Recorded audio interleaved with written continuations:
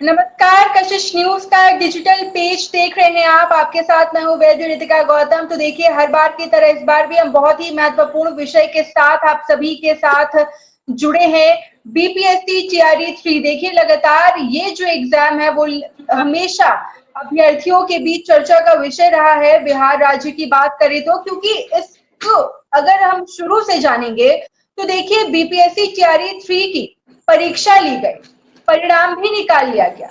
जब परिणाम सामने आया तो उसके बाद देखिए 9 मार्च को नियुक्ति पत्र भी मुख्यमंत्री नीतीश कुमार के द्वारा सौंपा गया। लेकिन इसमें स्कूल आवंटन को लेकर लगातार कई सारी खबरें सामने आती रही। कशिश न्यूज ने लगातार उन खबरों को महत्वता दी, उस खबरों को दिखाया।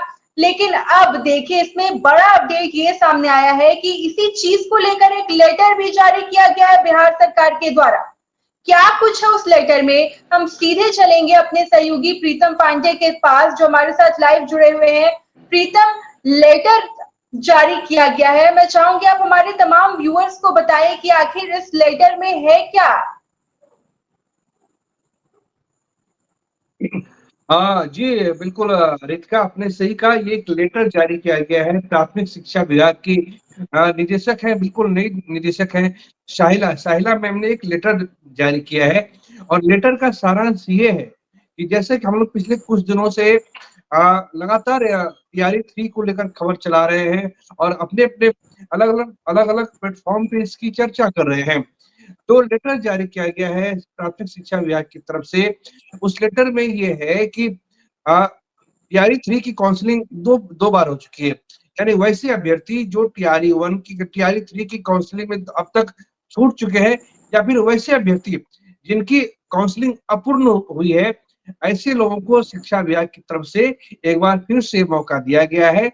और अब इनकी काउंसलिंग 28 तारीख यानी सोमवार को होगी। हम एक बार फिर से इसे आसान शब्दों में इस तरीके जी से कहना चाहेंगे रितिका, कि टीआरई 3 का रिजल्ट आ गया। टीआरई 3 का रिजल्ट जनवरी तक में सबका रिजल्ट आ गया, ठीक है। उसके बाद फरवरी के महीने में काउंसलिंग हुई और मार्च के महीने में नियुक्ति पत्र बिहार के मुख्यमंत्री नीतीश कुमार ने 9 मार्च को बांटा। वो भी दिन रविवार था। मुझे ये दिन इसलिए याद है क्योंकि उस दिन भारत और न्यूजीलैंड के बीच आईसीसी चैंपियंस ट्रॉफी का फाइनल था और मेरा ऑफ था, मुझे इसलिए ये दिन याद है। खैर, हम दूसरी जी चर्चा करेंगे। तो शिक्षक भर्ती फेज 1 और टीआरई 3 में फेज 1 और फेज 2 की काउंसलिंग हो गई थी। लेकिन इसके बावजूद सैकड़ों की संख्या में ऐसे अभ्यर्थी थे जिनकी ये शिकायत शिक्षा विभाग से थी कि उनकी काउंसलिंग अपूर्ण हो गई। और दूसरी कैटेगरी ऐसे अभ्यर्थी थी जो काउंसलिंग से छूट गए। क्योंकि आपको याद है कि जैसे हम लोग जानते हैं कि बिहार से बाहर हजारों की संख्या में लोग अलग अलग हिस्से में देश के अलग अलग हिस्सों में काम करते हैं। कई ऐसे अभ्यर्थियों का चयन हुआ है जो रेलवे की सर्विस करते थे, लेकिन जब उनकी नौकरी शिक्षक में हो गई तो उन्होंने रेलवे की नौकरी छोड़ दी। अब देखिए, दो तरह की कैटेगरी है। आज जो शिक्षा विभाग ने लेटर जारी किया है उसमें दो कैटेगरी है। पहली कैटेगरी ये है कि जिन लोगों की काउंसलिंग अपूर्ण हुई है, और दूसरी कैटेगरी वही उन लोगों की है जिनकी काउंसलिंग छूट गई, यानी वो काउंसलिंग में सफल नहीं हो पाए। अब इनकी संख्या क्या है? आपके मन में रित का ये सवाल हो रहा होगा और आप दर्शकों से बता सकती हैं कि देखिए, जो लेटर मुझे प्राप्त हुआ है, जो लेटर मुझे हासिल हुआ है, उस लेटर के अनुसार क्लास 1 से 5 में अपूर्ण अभ्यर्थियों की संख्या 181 है। यानी क्लास 1 से 5 में 181 ऐसे अभ्यर्थी थे जिनकी काउंसलिंग पूरी नहीं हो पाई। ऐसे अभ्यर्थियों की संख्या 181 है ये। और दूसरा, जो छूट गए थे, जो लोग काउंसलिंग में शामिल नहीं हो पाए थे, उनकी संख्या है 1385। दूसरा है क्लास 6 से 8। क्लास 6 से 8 में अपूर्ण रहने वाले अभ्यर्थियों की संख्या है 171, 171।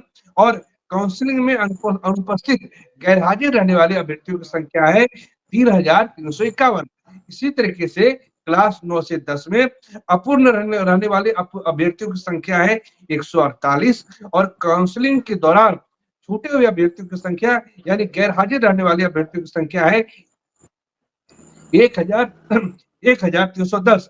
इसी तरीके से क्लास 11 से 12 में अपूर्ण रहने वाले अभ्यर्थियों की संख्या है 811 और काउंसलिंग के दौरान अनुपस्थित रहने वाले अभ्यर्थियों की संख्या है 861। यानी ये संख्या लगभग हमें लगता है 5000 के आसपास है। शिक्षा विभाग ने, प्राथमिक शिक्षा विभाग ने एक आदेश के जरिए तकरीबन सफल अभ्यर्थी जिन्होंने एक कड़ी परीक्षा पास की, लगभग 5000 ऐसे अभ्यर्थी जिनकी काउंसलिंग पूरी नहीं हो पाई थी, या फिर वैसे अभ्यर्थी जो काउंसलिंग में शामिल नहीं हो पाए थे, लगभग 5000 अभ्यर्थियों की एक बड़ी राहत है। आज दरअसल शिक्षा विभाग, प्राथमिक शिक्षा विभाग में गया था। अब मैं इसे स्पष्ट कर दूं तो जो मुझे जानकारी मिली थी तो मुझे बताया गया था कि देर शाम तक लेटर जारी कर दिया जाएगा, और आज वो लेटर अभी लगभग 1 घंटे पहले, 1.5 घंटे पहले वो लेटर जारी हुआ है। यानी कह सकते हैं रीत का कि शिक्षा विभाग ने एक लेटर के जरिए 5000 सफल शिक्षक अभ्यर्थियों को अंतिम मौका दिया है। ये ध्यान रखना पड़ेगा, पूरे भारत में अलग-अलग जगह पे अभ्यर्थी है, उन्हें याद रखना चाहिए कि आपके मन में ये सवाल होगा कि आपके मन में ये सवाल होगा कि काउंसलिंग कहाँ होगी? तो काउंसलिंग होगी डीआरसीसी, यानी डिस्ट्रिक्ट रजिस्ट्रेशन कम काउंसलिंग सेंटर, जहाँ पे अब तक होता रहा है। दूसरा कि काउंसलिंग के लिए ये आखिरी मौका है। प्राथमिक शिक्षा विभाग ने स्पष्ट रूप से कहा है, साहिला जी ने स्पष्ट रूप से कहा है कि अब इसके बाद कोई मौका नहीं दिया जाएगा, यानी it will be last chance for more than 5000 success teacher applicant. तो अब ये उनके लिए आखिरी मौका है। 28 तारीख को काउंसलिंग है, सारे दस्तावेज के साथ, यानी बीएड है, एसटीटी है, सीटेट है, आपका डेट ऑफ बर्थ है, आधार है, आपकी शैक्षणिक प्रशैक्षणिक योग्यता है, जी। जितनी सारी डिग्री है, इन सारे डिग्री की ओरिजिनल और फोटोकॉपी के साथ आपको डीआरसीसी पहुंचना पड़ेगा, और आपको 28 तारीख को केवल 1 दिन दिया गया है। और चूंकि संख्या काफी कम है, 38 जिलों में काउंसलिंग होगी, आपको 28 तारीख को सुबह 9:30 बजे डीआरसीसी पहुंचना होगा और वहां पे आपकी काउंसलिंग होगी। यानी कह सकते हैं कि 5000 लगभग सफल अभ्यर्थी जो किसी कारणवश नौकरी से छूट गए थे, उसको एक प्रकार से शिक्षा विभाग ने अंतिम समय दिया है। इसका एक अर्थ रीत का ये भी नहीं निकलता है कि सीधी सी बात है कि जब तक ये तैयारी फेज 3 की काउंसलिंग पूरी नहीं हो जाएगी, तो तब तक जो लोग ये मांग कर रहे थे अब उन्हें लेटर जारी कर दिया जाए, नियुक्ति पत्र तो मिल गया, अब उन्हें स्कूल आवंटित कर दिया जाए, इसमें थोड़ा समय लगेगा।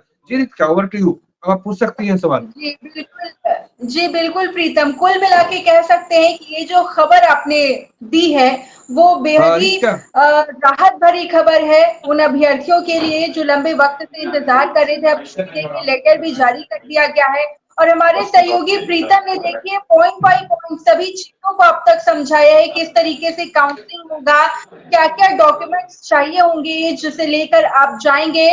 तो हमें लगा कि ये विषय बेहद ही महत्वपूर्ण था आप सभी के बीच लाने का, तो ये हमने कोशिश की कि आपको डिटेल में बहुत ज्यादा नहीं लेकिन एक ब्रीफ एक्सप्लेनेशन दे सके। बहुत बहुत शुक्रिया प्रीतम। तो फिर से हम आप सभी के बीच इसी तरीके से आएंगे किसी अन्य विषय के साथ। अभी के लिए बस इतना ही। मुझे और प्रीतम हम दोनों को दीजिए इजाजत। नमस्कार।